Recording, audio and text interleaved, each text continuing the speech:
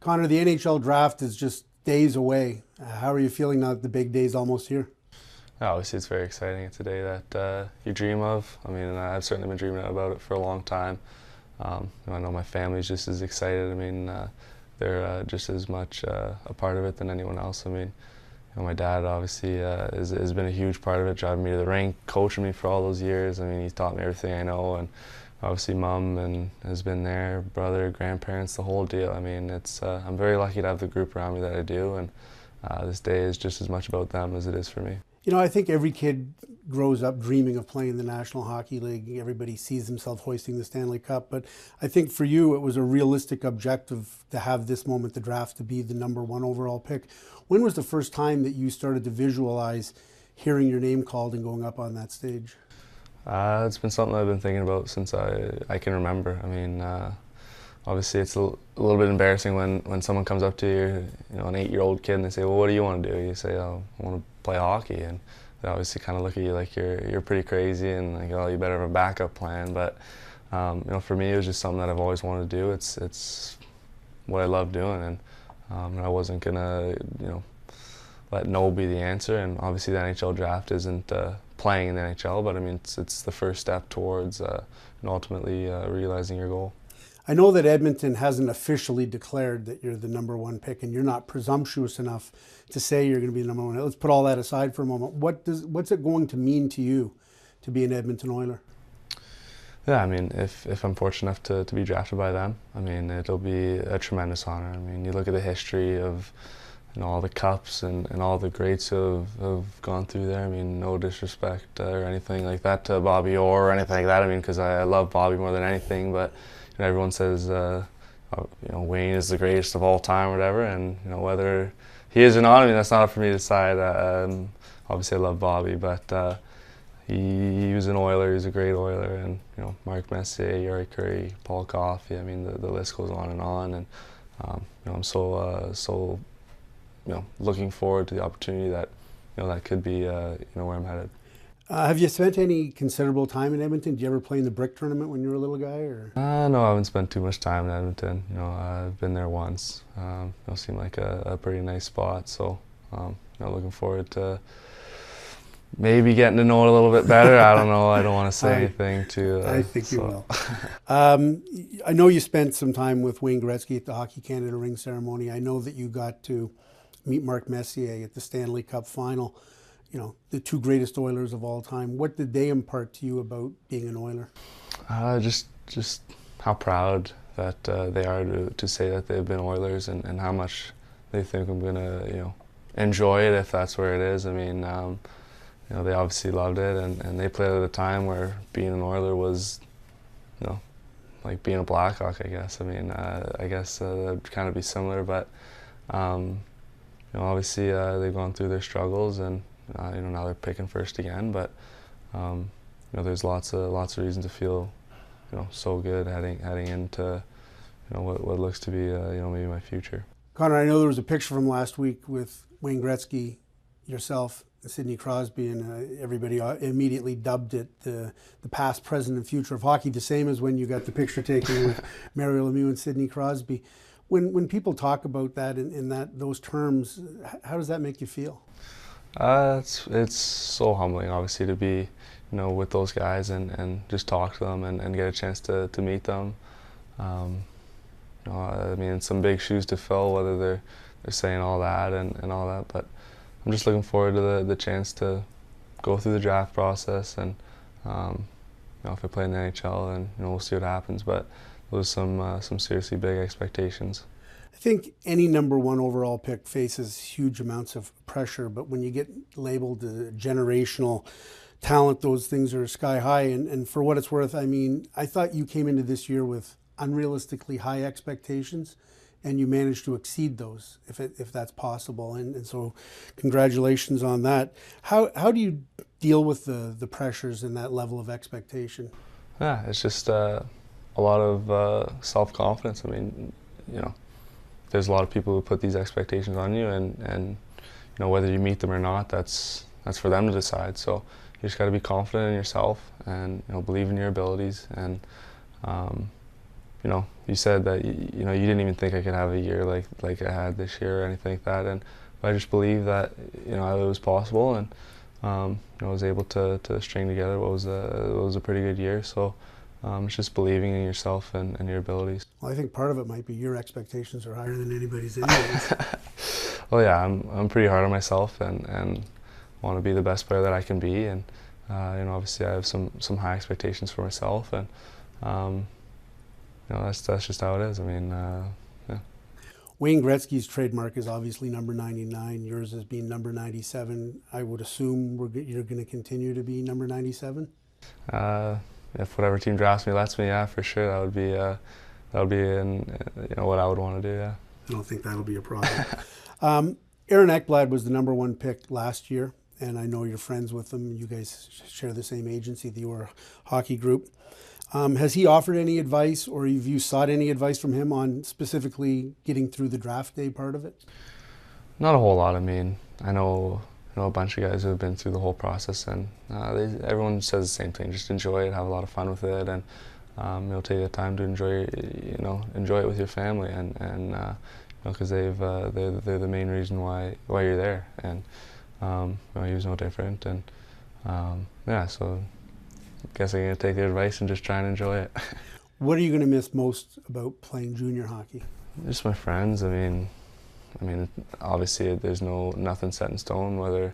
I could be playing junior again next year. I mean, it's nothing set in stone. But if I do move on next year, then I'm just going to miss my friends. Obviously, I mean, some friends that I'm gonna lifelong friends, and they're people that I'm gonna miss a lot, and I'll for sure be following if I'm not there. What would you miss the least? I'm going to suggest it might be bus rides or doing homework. Yeah, I think a nice chartered flight sounds a little bit better than a 12-hour bus ride to the Sioux overnight. So I think I won't miss the bus rides very much. In your first OHL season, you got the picture taken with Mario Lemieux and Sidney Crosby. We talked about that earlier. If you were to look at that picture now, what would the Connor McDavid of today tell that kid about navigating the next couple of years in the Ontario Hockey League? Yeah, I don't know. Just I really don't know what I would say to him. I mean, maybe mix up your hair a little bit more. I think I looked pretty dumb. I mean, whether this hair's been any better, I don't know. But the hair in that picture was pretty stupid. I guess that'd be the only thing. You scored 97 OHL regular season goals. Nice round number. I don't know if you arranged that or not. And I know you got 25 more in the playoffs. I know your dad, Brian's favorite goal that you scored was one very early in your first season against the London Knights. Why do you think that goal was special to him? And can you talk a little bit about why that was maybe a special goal for you too? Yeah, I mean, it was kind of very early on in my career, and we were playing what was a pretty stacked London team. I mean, that shift I was against Scott Harrington, Ole Matta, some guys that are pretty unbelievable players. So I was just a little 15-year-old kid out there and just trying to do my thing, and was fortunate to get by a couple of 19, 20-year-old studs. So I think that might be why my dad likes it, and for me it was special just because it was so early on, and you're playing the historic London Knights and all that. So it was exciting. What would be your personal favorite? And I should point out, do you remember all your goals? Like Steven Stamkos has a photographic memory, can basically tell you every single goal that he's ever scored. Are you the same? And do you have one that stands out for you? Yeah, I mean, I think a lot of people could remember their goals. I'm no different. I probably couldn't do it at quite the same level as Stamkos. I've seen him do that, and it's pretty remarkable. But I remember a lot of them. I would say my favorite one would have just been this year in the last playoffs against the Sioux. I think that one was just in a big moment. Short-handed breakaway. In your own rink, the crowd was going nuts, and you put on what was a pretty nice goal. I think that one was probably my favorite. I'm not going to ask you what it would take for you to get into a fight in the National Hockey League, not after what happened last time. But I will ask you this. After you broke your hand in that fight, in your first OHL fight, what, if anything, did you learn from that? If not the fight, but people's reaction to it? Yeah, well, I think I'm going to be a little more careful with my answer this time because last time I might have jinxed myself. But yeah,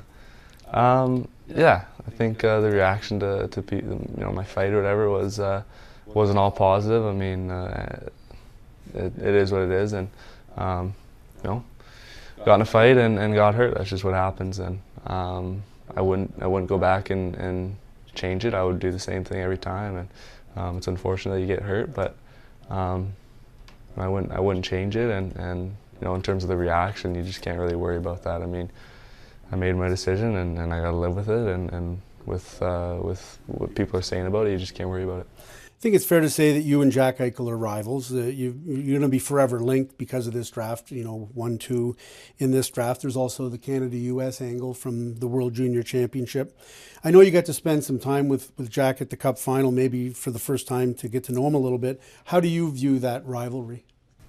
Yeah, I mean, we're going to be linked together for a while, and that's just how it is. And it's nice. I mean, he's a great player, and he I got to meet him a little bit. He seems like a really good guy. So, it's cool to have a rival, I guess. But I mean, it is what it is, and he's a good guy, and it'll be interesting to see what happens. I'm not sure if you've thought about this, or maybe you have. You're going to likely be teammates with him at some point at the World Cup, 23 and under. It's going to be a North American team, which is kind of different. Yeah, I mean, obviously that's a team that I would love to play on, and I'm sure he would too. And whether or not we play together or anything like that, I mean, it would be pretty cool just to maybe play with him and not have everyone thinking we're butting heads all the time. So that'd be neat. Your dad, Brian, coached you through much of your minor hockey career, and I know you've had a special relationship with him. What has he meant to you in your development? Yeah, I mean, obviously he's your dad, and for me he was also my coach, and he taught me everything I know. And whether it's pond hockey, late night at the rinks, early mornings, just simply sitting me down and talking about it. And he's done everything. I mean, I think his car probably has more miles or kilometers or whatever on it than any other dad. He's all over the place, and that's just the kind of guy he is. He always wants to support me, and I'm very lucky to have him in my life. I think your dad would be the first to admit he's a hockey dad, and that. But your mom, Kelly, she once told me that she would have been just as happy if the McDavids were a ski family instead of a hockey family. So what influences your mom had on you?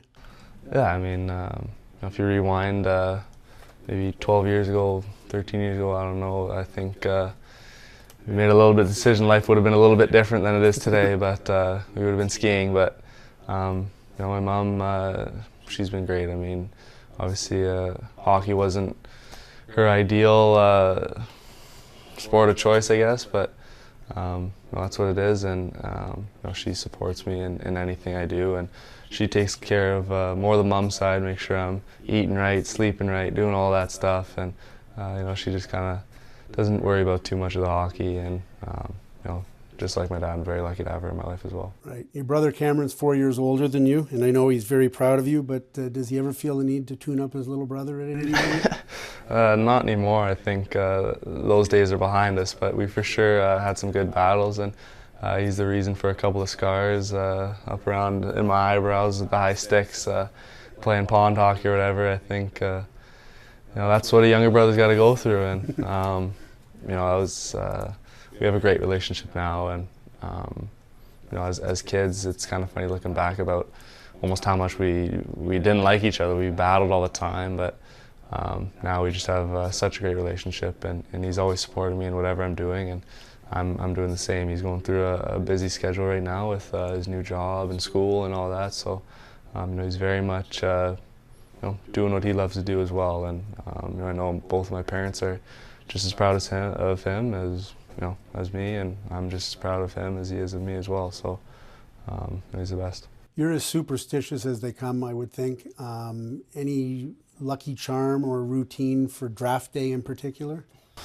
I don't know. I haven't really thought about that. I don't really have any draft day superstitions, being this is the first time. So first and only. First and only. So I don't really know what I'm gonna do. Maybe some stuff I don't know. Some stuff I got to keep quiet. So we'll see.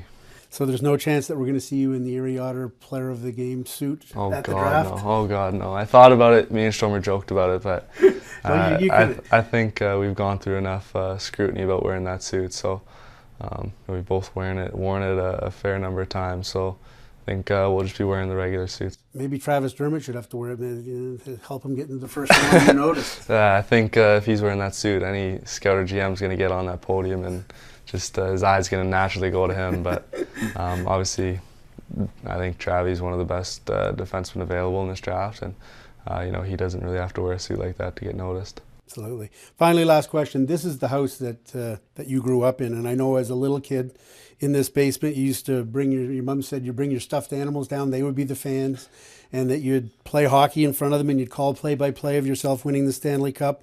And I know in later years you'd get out on the driveway and set up the whole obstacle course and on your rollerblades and develop your skills. With all the support of your family and everything that you've been through here, can you put into words what you'll be going through your mind at that precise moment when your name gets called and you're the #1 overall pick in this year's NHL draft?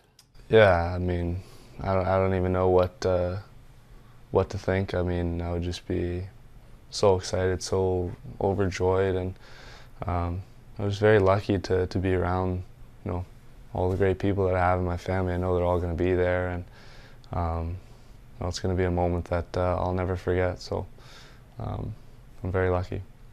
Well, thanks for doing this, Connor, and good luck not only in draft day, but for a great career. Thank you.